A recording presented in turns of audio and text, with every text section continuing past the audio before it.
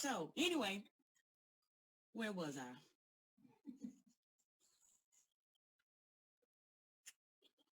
Watermelon. So let's talk about watermelon and the Black experience, right? So Black people have often been afraid to eat watermelon because they would be perceived in a certain way. So you know what the stereotype is, that Black people love watermelon and fried chicken. So as a result, we experience what W.E.B. Dubois called double consciousness. So what I want to do real quick is I want to read to you about what double consciousness is. It's an excerpt from The Souls of Black Folks by W.E.B. Du Bois. He was one of the first Black sociologists, and he was the person that did statistical analysis and data on Black people. He wrote about the Black experience, and he talked about the intersection between class and race. So, what is double consciousness? So let's read for just a moment, if you would, indulge me. So it says, after the Egyptian and Indian, the Greek and Roman, the Teuton and Mongolian, the Negro is sort of a seventh son, born with a veil and gifted with second sight in this American world, a world which yields him no true self-consciousness, but only lets him see himself through the revelation of the other world. It is a peculiar sensation, this double consciousness, this sense of always looking at oneself through the eyes of others, of measuring one's soul by the tape of a world that looks on in amused contempt and pity.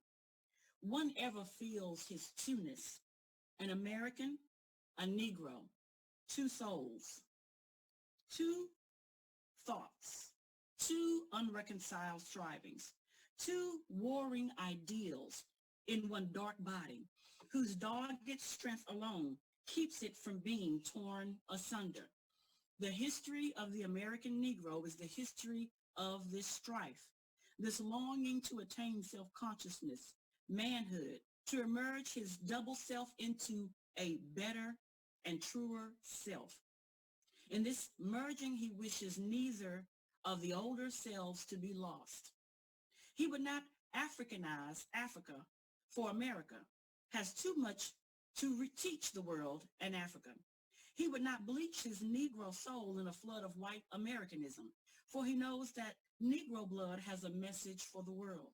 He simply wishes to make it possible for a man to be both a Negro and an American without being cursed and spit upon by his fellows, without having the doors of opportunity closed roughly in his face. So what does this have to do with this watermelon that I'm eating it and double consciousness?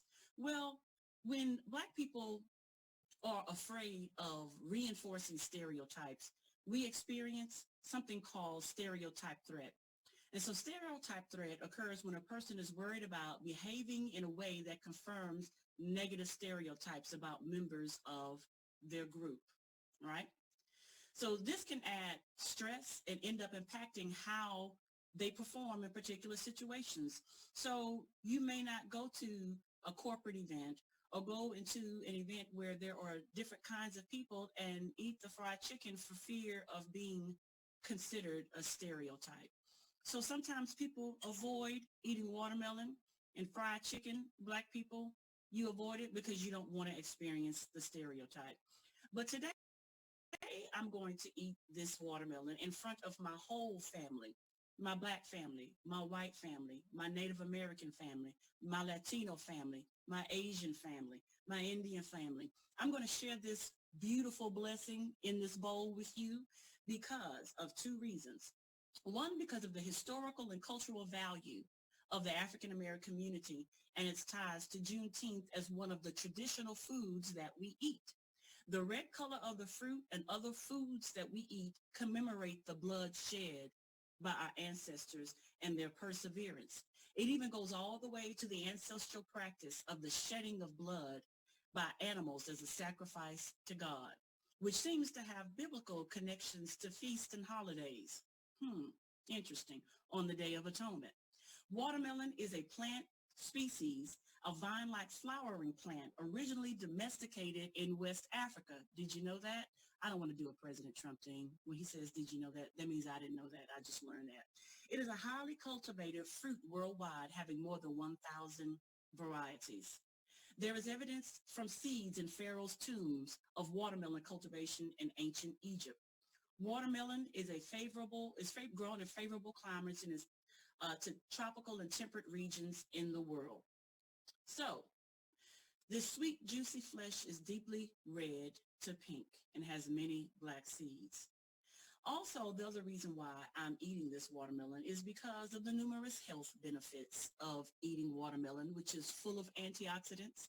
And when eaten regularly, it can help reduce stress, high blood pressure, fight cancer, and so many other benefits. So today, I'm going to celebrate Juneteenth by bringing my two selves into one. I am no longer going to be experiencing stereotype threat or double consciousness. I'm going to bring my whole self to the cookout, and I'm going to enjoy this watermelon. No double consciousness or stereotype threat for me. I am celebrating Juneteenth. I am honoring my ancestors, and I'm enjoying a plant-based diet and lowering my cholesterol all at the same time. Happy Juneteenth, y'all.